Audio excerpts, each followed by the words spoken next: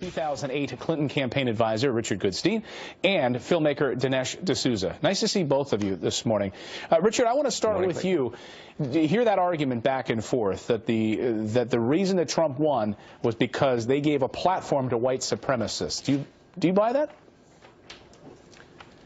Well, there are a lot of reasons. Although I have to say, I was listening to your commentary earlier, and you talk about how Trump crushed Hillary.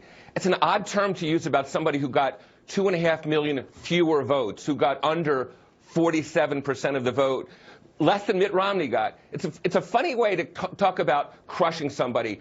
I will say this, though. You know, we heard this term alt-right. That's a kind of an alt-reality, the notion that Trump did the crushing. Look, there are facts, Clayton. Trump tapped into the birther movement. He talked about Muslims and Mexicans.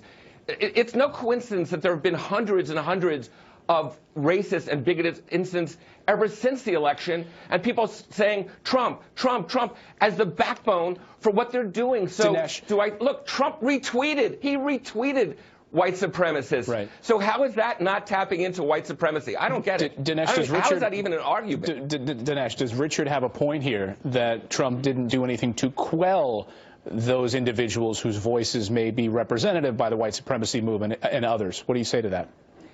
Well, this kind of white supremacy allegation is part of the modern Democratic playbook. I remember in 1980, people dragged out 5 toothless white supremacists and said to Reagan, you know, you're catering to white supremacy. You can look at these guys, they've endorsed you. And Reagan said, well, you notice that they may have endorsed me, but I haven't endorsed them.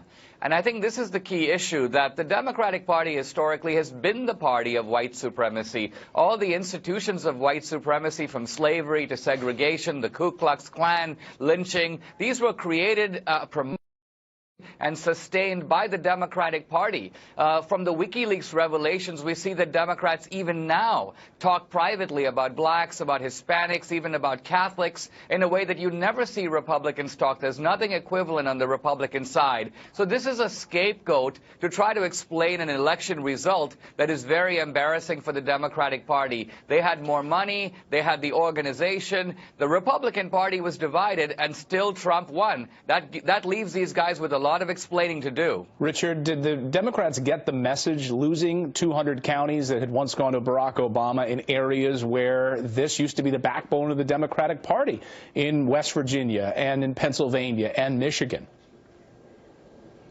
First of all, I have to say to Dinesh, you know, these incidents, these hundreds of incidents around the country where people are saying build the wall against Hispanic student basketball players at a high school. That's not something that Democrats are making up. This is reality. I'm sorry.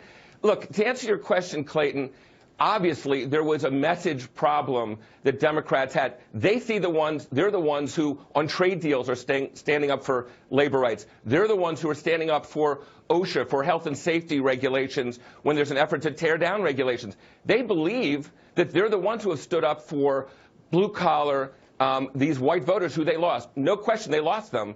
And I think the Democrats have to figure out a way to reframe what they're doing to make sure people know that, just like Trump's taking credit for these 1,000 jobs and poo-pooing the 3.4 million jobs that were saved or created during the stimulus program. Dinesh, look, there's message issues. Yes.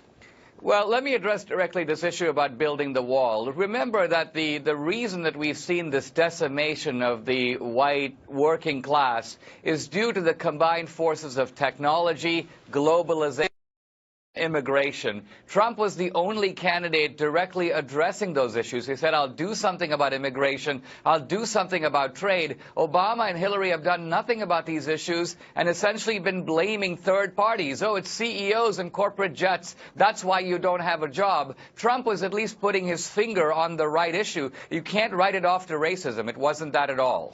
All right, guys, we got to leave it there. Dinesh and Richard, thanks so much for joining us this morning. This debate will continue as this post-mortem.